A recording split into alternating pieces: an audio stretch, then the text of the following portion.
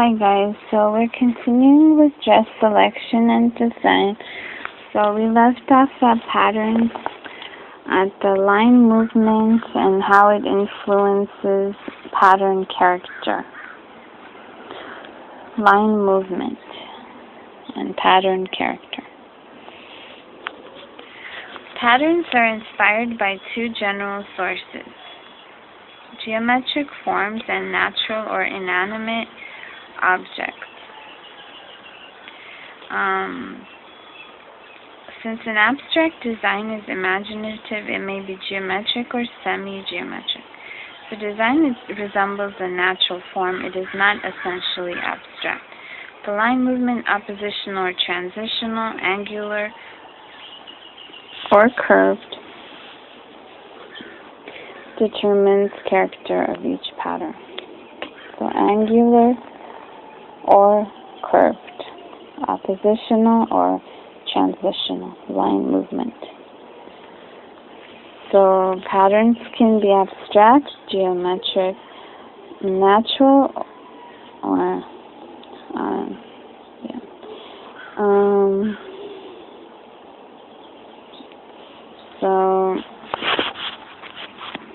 So inanimate objects are also ideas for patterns, I guess. Straight line, geometrics organized into plaids, checks, stripes, or forceful. They suggest straight lines and strong character and dress. Curved lines, geometrics, such as dots or crescents or curving lines derived from nature, are softer and more feminine in character and suggest more graceful treatment. The dominant shapes of patterns derived from nature or from inanimate forms determine whether the movement of the pattern is predominantly angular or curved. When a pattern contains both angles and curves, one movement should always prevail. For example, small floral motif arranged to form stripes features the stripes over each little flower, and the larger flower predominates the geometric form. So there's different patterns. These are showing how one movement prevails over another, or these are stripes, which is showing how the stripe is emphatic over the little flowers in between.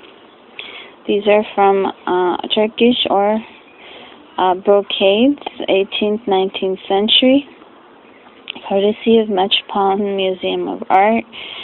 The larger floral designs dominate the geometric frame.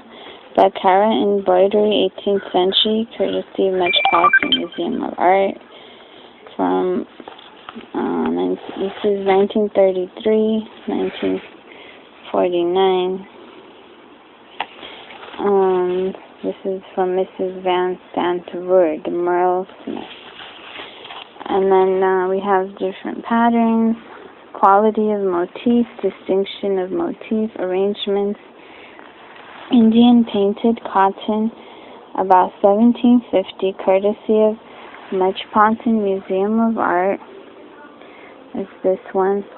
And then from Mrs. Frederick Pratt, 1927, gifted, but from 1750 originally, I guess. This is a realistic rose imitation of nature, and this is shapes that from inanimate objects. Okay, these are peacocks, vases, and flowers. Two-dimensionally in this Moroccan embroidery treated, and from the Metropolitan Museum of Art in 1909. It's when it came from Rogers Fund. Quality of motif, stylized motif versus photographic imitation. Patterns derived from nature or inanimate objects are usually considered at their best when they're stylized, inferior when copied literally. Although stylized pattern evokes its source, the decorative arrangement prevails over the pictorial likeness of each little unit. Photographic imitations are stereotyped copies of reality. The designer contributes little more than discrimination in choosing what to copy and its arrangement. True discrimination is worth something. An exact copy is a beautiful shape, although an original is at least preferable to faithful copies of safety pins, matches, or hanks of yarn. Reject ugly or trite patterns as well as printed imitations of weaving, embroidery, or lace. Printed imitations lack integrity and are obviously fake. So this is just the opinion of the writer, obviously, of the author. Treating a motif realistically also creates illusion that the design is three-dimensional, so that it rises from the surface. So treating a motif realistically. Realistic scenes done in perspective, natural flowers with shaded petals, wheels real enough to roll, are as disturbing as rugs which seem to rise from a floor. A fabric design intended for clothing should stay flat, otherwise it claims more attention